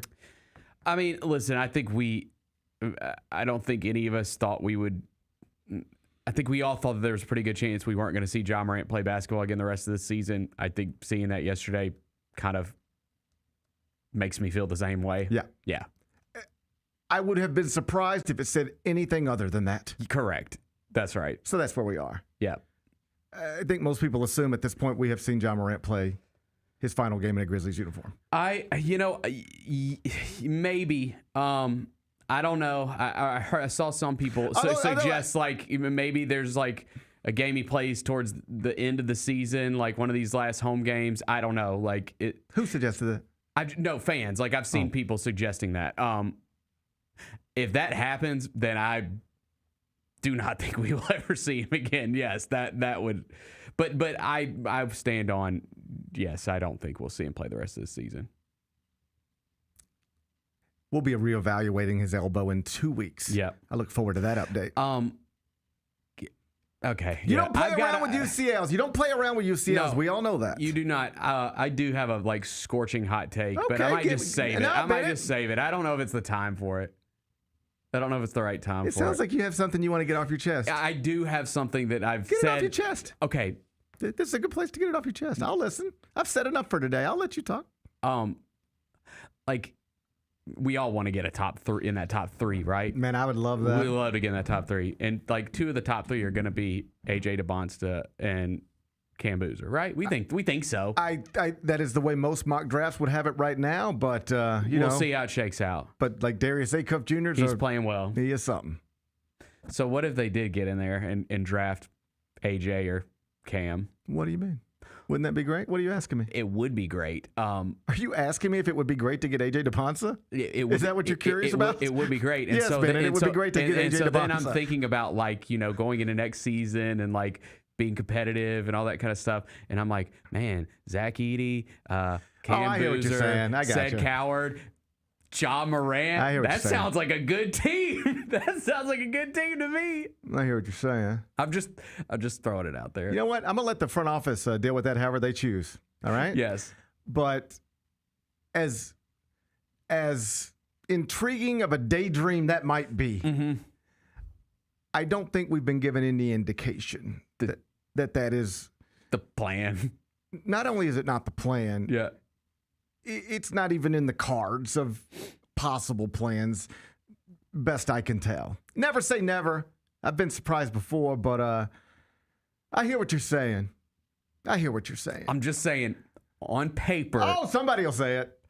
On paper, that sounds like a damn good team. Just wait I'm for just sure. Saying. Get the number one pick, and somebody's going to talk you into the idea that John Morant doesn't miss games at the same rate as Chandler Parsons. Like, get a top 3 pick, and somebody, yes, is going to try to do that again.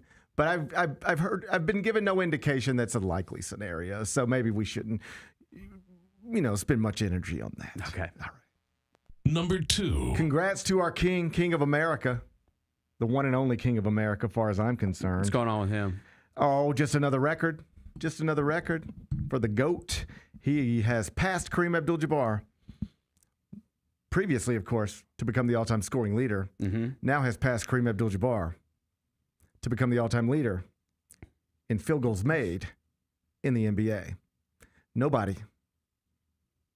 Nobody has accumulated more field goals as a professional basketball player in the National Basketball Association than LeBron James, the King of America, one and only. Okay, what is I'm trying to see if I can find who's the next best that's currently playing. I would assume it's Durant.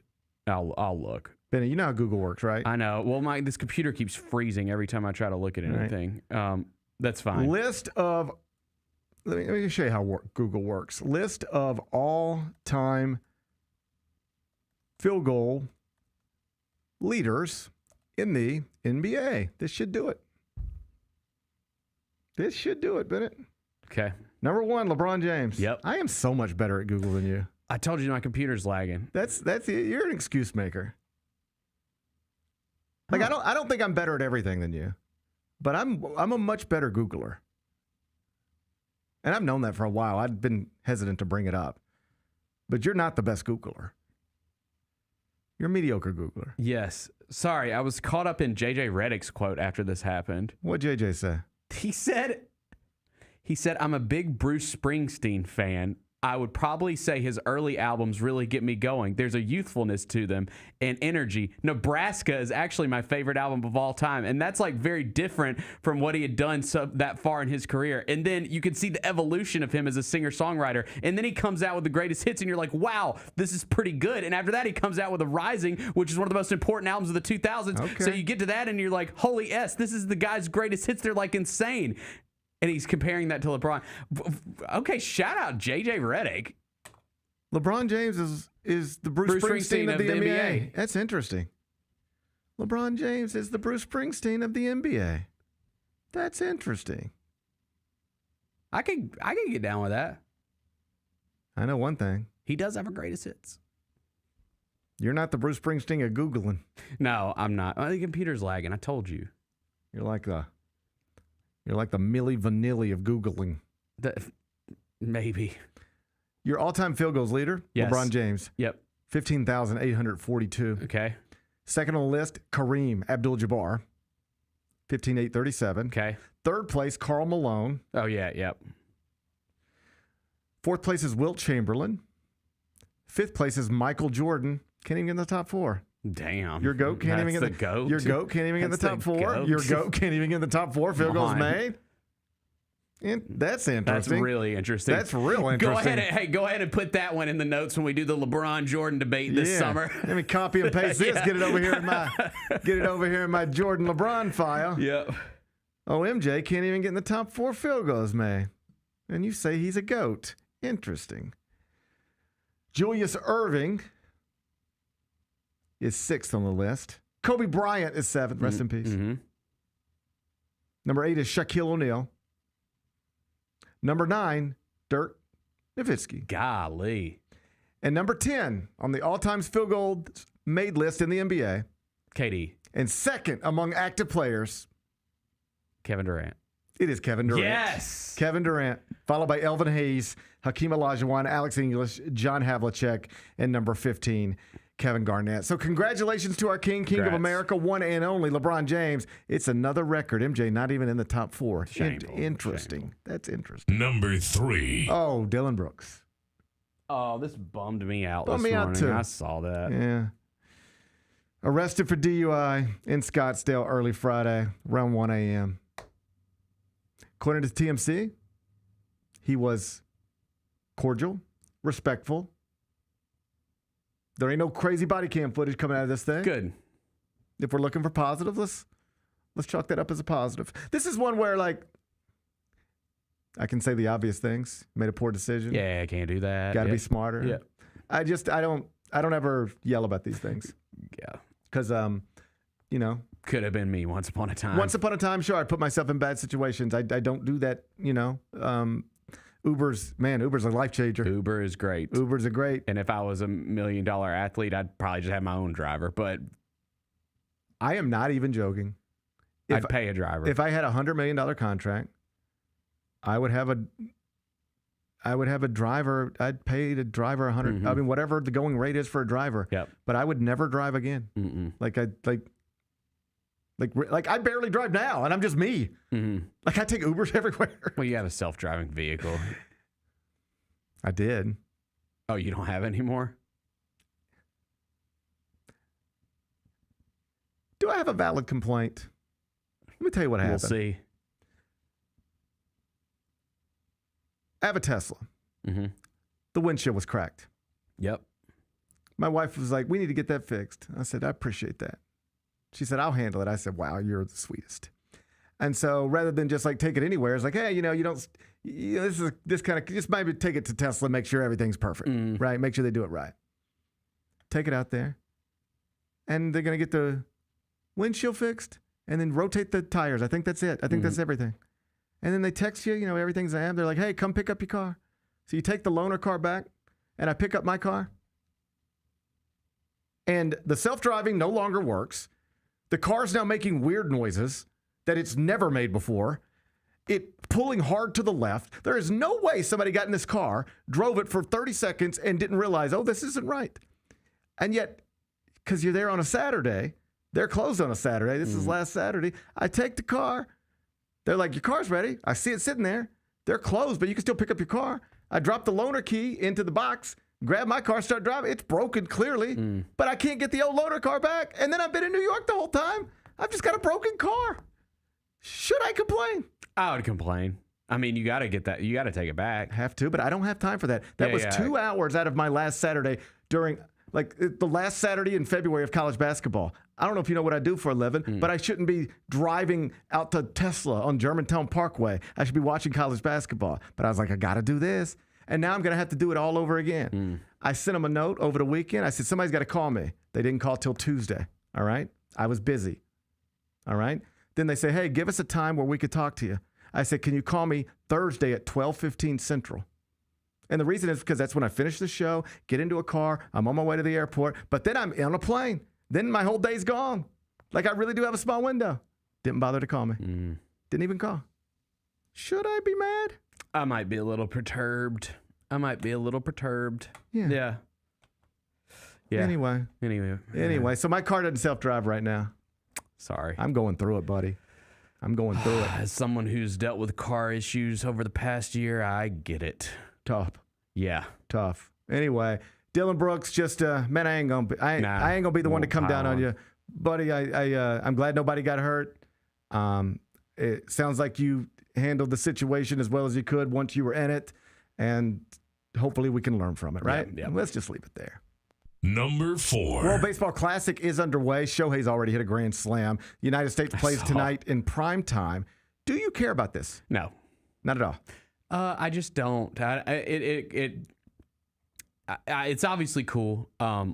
It comes at such a weird time on the calendar where, like, typically this time of year, I mean, you just said it. Like, we're locked into college hoops. We're locked into the NBA. Like, it's just kind of is off my, like, I get into baseball when opening day happens. Here's the thing. I have no real interest in this, although I think it will kind of be neat to turn on USA Tonight in prime time. I'll turn it on. Yes, I'm going to have it on. That's a great time slot. Yeah, I'm just like, It's baseball with Aaron Judge, and like Aaron Judge is on the United States team, and Juan Soto is playing. Like Shohei's like everybody's here, and so inherently I don't care.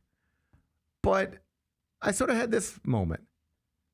We are constantly begging NBA players to care about stuff, and we're like, why can't you just care about this? Just play a little harder. Care and say what you want to about the World Baseball Classic.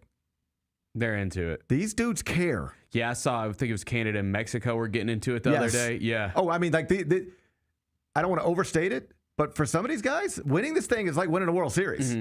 Like Francisco Lindor wants to win this thing. Juan Soto wants to win this thing. Shohei wants to win this thing.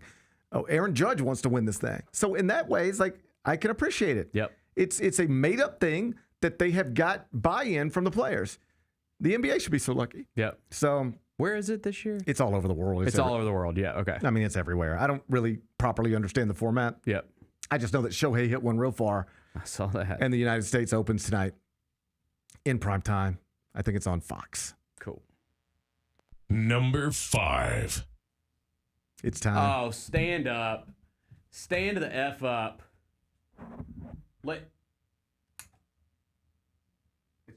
Let's go Lynx. Or what? Let me look up what their slogan is. Bennett, we already been over this. You don't know how to Google. Let me look up the Rhodes slogan. It's going down today. It's going down today. This afternoon at Emory University. Them bank robbers down at Emory University. Them thieves down at Emory University. I got no love lost for them. I got no love lost for them either. I don't know the Rhodes basketball slogan, but Rhodes College slogan, I kind of like this. Turn compassion into action. Let's turn compassion into action. What, like we feel sorry for Roanoke, so we're going to beat their ass? I don't know how that works. How do you go about turning compassion? I don't think we're smart enough to even... This is where... I don't know how that works. I knew we were going to run into a problem here. Yeah. Neither one of us were smart enough to get into Rhodes. That's been established. What we're finding out is we're not even smart enough to understand the motto. How do you turn compassion into action? How do you do that? I don't know. I don't know. I don't know how to do it. It's pretty good, though. That's pretty good. I think I got a saying on the back of my shirt, but I can't see the back of my shirt. Can you see it? Tell me what's going on with the back of my shirt. It says, one team, one family, one mission. One team, one family, one mission. Mm-hmm. All right, I like that. Let's go. I understand that one.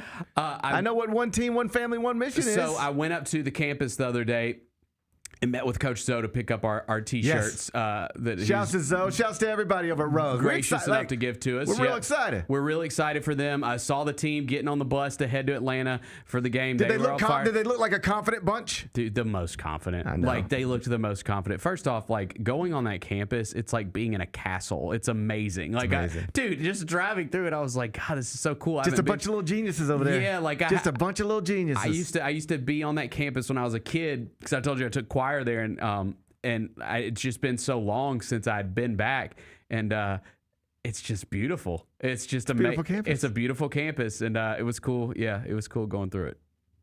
Roanoke stinks. F them. F them. Mm-hmm. Roanoke. What a joke. What a dumb-sounding name. Yeah, I can't even say it right. Roanoke. I hate that. What a dumb-sounding place. It is stupid. I think I have relatives in Virginia? Roanoke. I think it's Virginia, right? Roanoke, Virginia. I think I have some relatives in Roanoke. I think I could go see like one of my grandma's cousins in Roanoke or something like that. Mm-hmm. Pretty sure Grandma Jewel had somebody in Roanoke she knew or something like that. What a stupid sounding place that is. Roanoke. Yeah, it really is. Imagine you're sitting home. You think you're a basketball player. Oh, look, I got a scholarship offer in the mail. From who? Roanoke. What? Roanoke. Yeah, where's the Rhodes offer? What is Roanoke known for? It's beautiful campus. Oh, God. Shit. It's the first thing that pops up. I'll be the judge of that. Yeah, hey. You can't trick us with your little pictures, all right? I think Roanoke's putting out AI-generated pictures. Everybody thinks Roanoke's got a beautiful campus, but who's ever seen it in person? Whoa, hold on. Who's ever seen it in person? Roanoke, Virginia is primarily known as the, quote, Star City of the South. Nobody has said that. Nobody has ever said Roanoke is the Star City of the South. Ever. I can think of 20 star cities of the South that I would give that crown to before Roanoke. Yeah, just leave us out of it if you want to. But we can find better. Like what? I go with Charleston before I go with Roanoke. The city is also known for its famous railroad history. Okay, dude, I've sat on the train tracks every single day my entire life. I know more about trains than you could ever imagine, okay? Buddy, I've been on the Chattanooga Choo-Choo. Yeah. Don't talk to me. I've been on the Chattanooga Choo-Choo. Talk to me about your trains. I watched that train go down Poplar and Southern every single day. All right, and who brags about trains in the year 2026? Yeah, congrats on your trains. Yeah, congrats on your trains. Congrats on your trains. That's like the 5th form of transportation I would want to take. Bro, I used to have a self-driving car until Tesla's just messed it up, and you're bragging about your train still? Roanoke, stupid. This is dumb. And and they can say on the internet, yeah, they got a beautiful campus in Roanoke. You know how we know Rhodes has a beautiful campus? Because we've been on it. Yeah. All right? We not out there just telling you about some things we saw on the internet.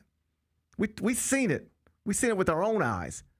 Our feet have been on the ground, North Parkway. Yeah. All right? I want to talk to Alice. Who else today is doing a podcast talking about how beautiful the Roanoke campus is? No one. No, I've been to the Roanoke campus. I've seen it with my own eyes. You can show me whatever you want to see on the internet. This is the way dating apps work. Mm-hmm. This is exactly how dating apps work. It is pretty. People you see a pretty picture. You don't know what that looks like in real life. There's mountains.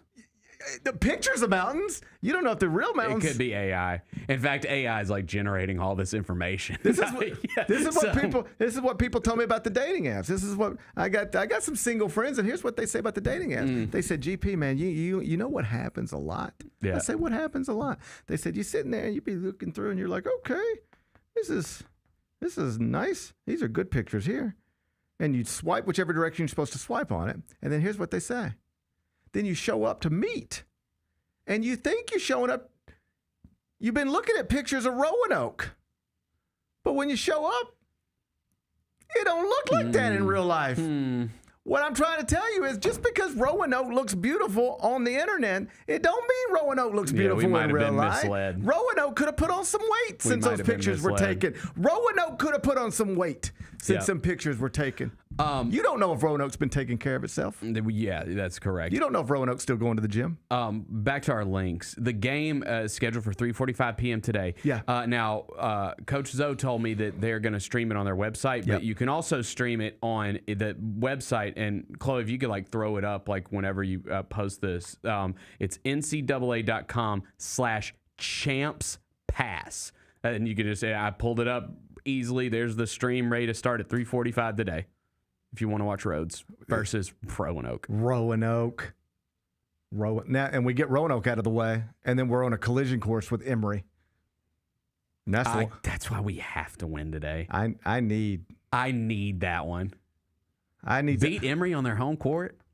I need to beat Emory on their home court and get revenge for what they did to you. They owe me. And your family. They owe me. Yeah, dude. And my family. This is personal. I don't like looking past Roanoke because they got the railroad history and all, but this is personal. I really want to get to that Emory game. This is personal for me. Mm-hmm. All right. I want to humiliate Emory. Yeah. They owe me. Yeah. Let's get them. Let's do it. Let's F up Roanoke and then bring me Emory. It's revenge time. Yeah, buddy. I've been lying patient. I've been lying patiently, waiting for my moment to get my get back with Emory. Them scoundrels. Them thieves. Yeah. And my moment is now. Yeah. It is a cool story. It's been a while since Rhodes has been this good in basketball. It was kind of exciting. I'm excited. Yeah. I'm excited too. Let's go. All right. 3:45 today. ncaa.com/champspass. Bookmark it. Yep. Be back with carryout. Thanks for showing up, Memphis. Nothing beats catching your Grizzlies IRL, and nobody knows that better than you. So next time you want to hit up a game, Ticketmaster's got your back with tickets to every upcoming matchup. Whether you're catching the Grizzlies at home or on the road, you'll find tickets at Ticketmaster, the official ticket marketplace of the Memphis Grizzlies and the NBA. Keep putting that jersey collection to use and get Grizzlies tickets today. There's no better brag than saying you saw it live. See you courtside again soon, Memphis.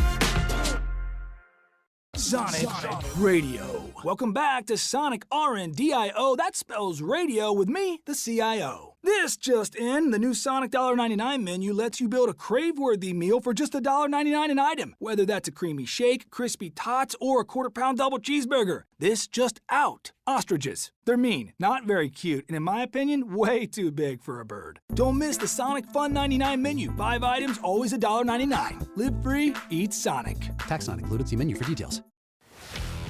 Let's face it, there's a lot of trash talk in basketball, but the great teams let their performance do the talking. Like Ford F-150 with Pro Power on board, a class-exclusive industry-first feature that turns your truck into a mobile generator and leaves the competition speechless. Ford F-150, official truck of the Grizzlies. Greatness starts here at your Mid-South Ford dealer. Class is full-size pickups under 8,500 pounds, GBWR.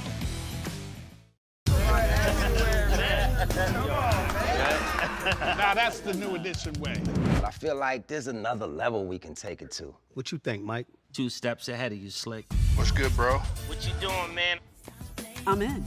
Woman, you don't even know what I'm getting ready to ask you. Here's the vision. All 3 of us on the same stage every night. Gonna be crazy. No barriers, no separation. It'll be like 9 kings and a queen. The next level starts now.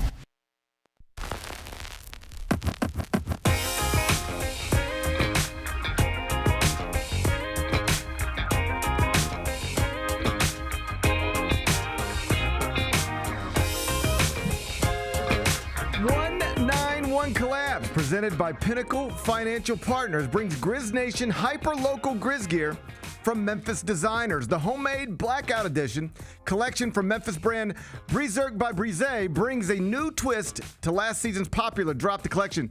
It's so big it's dropping across 2 game dates. Saturday, March 7th, that's this Saturday, when the Grizz take on the Clippers, with more arriving Thursday, March 12th against the Mavs. Grab your tickets today at grizzlies.com/tickets to shop this merch. Let's do carryout. It's time for GP's Carryout. One final segment filled with stuff to take with you. It's not everything you need to know, but it's most of it. What did we miss today? So the big NFL headline from the past 24 hours, you sent it to me this morning, Bennett. The Bills have found their, I guess, Stephon Diggs' replacement. It is DJ Moore from the Bears. Is that what's happening? I don't know about all that. You don't think it's all that? Well, he had a down year. You're down on DJ Moore. No, I think he's a good player. It doesn't sound like it. I think he's a good player. I think he's a good player. I just don't know if that, like, what it does for them necessarily, besides just, I think it helps them a little bit. I don't think it's some significant move. You're not going to call this a needle mover. It's not a big needle mover for me. That says it's not a needle mover. Yeah, it's not a big needle mover for me. Well, the way it was presented to me, it felt like it was a needle mover. Yeah, he's a good player. No, because it was, well, everyone's taking it as a needle mover. I don't know. I think they got to do a little bit more. I mean, they went straight from Memphis, South Florida. Next thing I know, I'm just sitting there. Next thing I know, here's Adam Schefter talking about DJ Moore like it's a needle mover. Yeah. You say no? I think it's TBD. TBD. I just wonder how much. I don't know. I like DJ Moore. I think he's a solid player. I think they need a little bit more. Okay. I think they got other moves that need to be made. Okay. Well, then that would be TBD then. Yeah. All right. What's today's biggest game? All right, we're doing college basketball. We got a Big East showdown. Friday night prime time. FS1. Okay.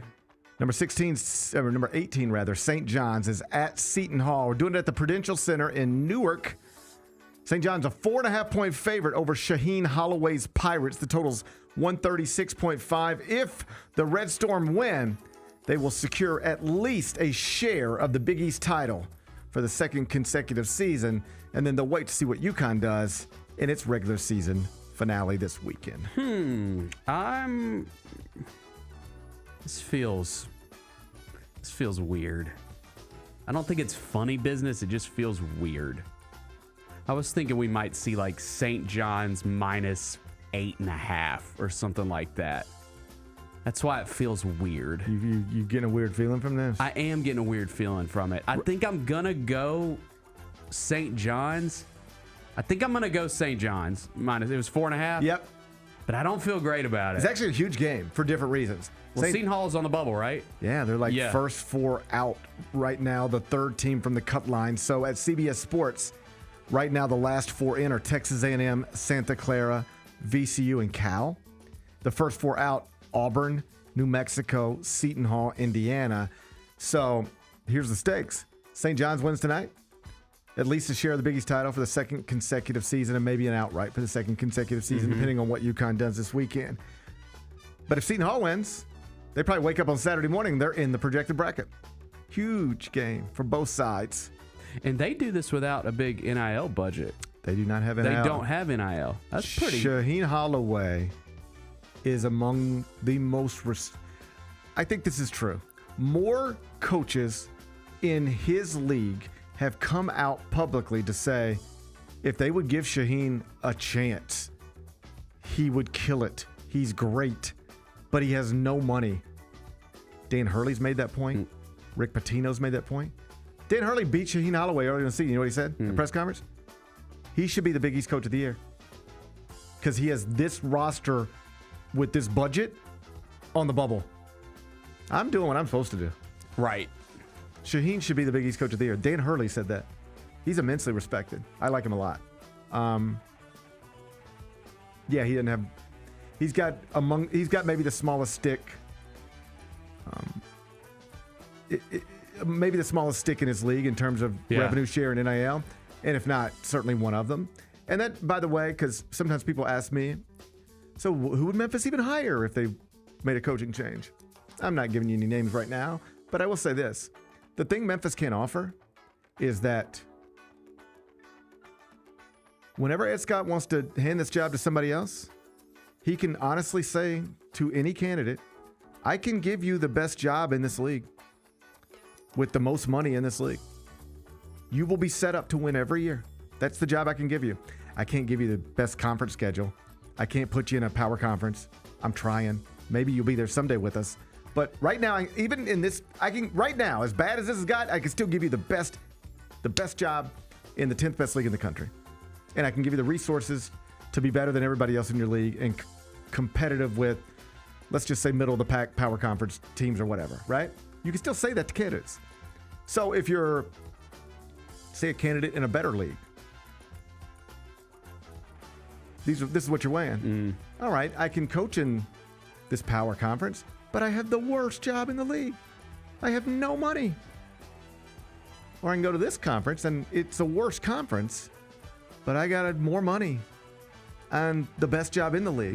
In other words, most coaches would tell you they'd rather have a great job in a bad league than a bad job in a great league. Yeah. Because it's hard to win with the bad job in the great league. And it's not fun to be in a bad league, but it is fun to win. Yeah. And when you have the most money, you should be winning. And the Memphis coach, whoever it is next season, Penny Hardaway or somebody else, will have the most money in the American Athletic Conference. So that's one selling point if you end up having to make a coaching change. Yep. I'm going to go with St. John's just because then they struggled with Georgetown in their last game at home. I feel like Rick probably lit into them a little bit. I think they're going to have a good game. All right. Yeah. So let's see what time it tips. Tip off is 8 o'clock tonight. It's on FS1, St. John's at Seton Hall. What are we watching on TV? I guess we're going to try SmackDown on USA Network. Let's do it, man. Hey, that was a compelling closing sequence to Raw. CM Punk. He brought Roman Reigns' deceased father into the conversation. He does like to get personal. Talk about another man's deceased father. He does like to make it personal. I know that about CM Punk. He made it pretty personal. Not smart. I don't know. I respect both of these guys immensely, but that wasn't smart. All right. Well, they're going to have wrestlers in wrestling rings again tonight. Yep. 7 o'clock. That's on USA Network. What's the best thing we've read? Over at CBS Sports, updated the top 25 and 1 with some words on Michigan and Michigan State. Both won last night. They play each other Sunday, regular season finale at the Chrysler Center. Michigan just finished undefeated on the road in the Big Ten. First Big Ten team to do that since 1976 Indiana. Dusty May's got a crazy good team. They've already got a 1 seed in the NCAA tournament locked up. As I pointed out on the Allen College Basketball Podcast earlier today, Michigan State can still get a 1 seed. It starts with winning at Michigan. It requires that on Sunday. I don't know if they can do that. But if they do that, there's a scenario where Michigan State could also be a 1 seed in the NCAA tournament alongside Michigan. Tom Izzo's been a 1 seed 4 times. This would make it 5. So if you want to read about all that, you can find it at cbssports.com. What's going on this weekend? Oh, man. Busy weekend of college basketball. Another weekend of monitoring lottery odds. And then we'll come back Monday and see where we're at. Let's do it. Grizz Clips. Women's. I want to make sure that I have the title correctly. I was going to say Women's Appreciation Night. I don't believe that's the title, though. Kyra, do you have it? Can you save me? Every day, every game is Women's Appreciation Night, as far as I'm concerned. Yes. That's the way I'm concerned. Women's Empowerment Night. That was close. Bennett, we don't want you to appreciate women. We know you do that. Uh-huh. We want you to empower women. Yes. Those are two different things. Correct. That was a fumble on my behalf. I shouldn't have even said anything, if we're being quite honest. You know, you didn't have to say anything. Yeah. I appreciate that you appreciate women. Yes. Well, that goes without saying. But we'd like for you to also empower them. And I will be doing that in this building tomorrow night. All right. I like that. So please join us. All right. I think that's going to do it. And go Lynx. And go Lynx. Hey, on Monday, the Lynx will still be alive. That's my prediction. Roanoke, not so much. Nah, they're dead. They're dead. That campus is not that nice. No, it's not. I've never heard one person say anything about it. Nobody has life. ever once said, "Hey, GP, you ever seen the Roanoke campus?" No, I've seen the Rhodes campus. I've seen the Rhodes campus. People have asked me that before. Yep. It looks like a castle. Nobody's ever asked me about the Roanoke campus. I didn't know it's got some pretty pictures on the internet. But you ever see somebody on Instagram and then bump into them at Kroger? Mm-hmm. No, but point taken. I know this one person. Oh, God. We joke, me and one of my buddies, we joke. There's this one, and I'm like, we see this person in person. And then we see their Instagram, and it's like, I mean, it's like amazing. If all you did was look at the Instagram, you would think this person is an actual, like, Instagram model. Mm-hmm. But then you just see them over here, and it's like, just very normal looking, you know? Yeah. And that's what I think is going on with Roanoke. Yeah. I think they're putting their best pictures, altering them, filters. Uh-huh. And they're like, look at our campus. But I know for a fact if I went to Roanoke, it wouldn't look like that in person. Agreed. I know it ain't been taking care of itself. Roanoke. I bet Roanoke got on the shot, took those pictures, and was like, look at me. This is what I look like now. Look how skinny I am. And then got off the shot. And I bet you Roanoke don't look like that no more. I bet you're right. I bet as soon as Roanoke got off that shot, blew right back up. Yep. Fat ass Roanoke. Jesus. Stop it. Roanoke's fat. Roanoke's obese. Goodness gracious. It's an obese campus. It's a disgusting obese campus. Okay? I hope someone clips that. Imagine you're Roanoke and you're like, what is going on? Why is the Grizzlies podcast talking shit about Roanoke? It's a fat-ass, disgusting campus. Jeez. Get back on the shot, Roanoke. We know you don't look like that no more. You don't have to be ashamed. GLPs are forgiven, you know? All right. Get back on the shot, Roanoke. We know you don't look like that no more. Them 2023 Roanoke pictures. Yeah. Roanoke don't look like that no more. Yeah. Disgusting. Yikes. We eliminate them today. Yeah, we do. We 345. eliminate them today. Enjoy the rest of your day. I'm going to enjoy mine. We'll meet back here Monday at 10. Till then, be careful, be kind, be good, rep your hood.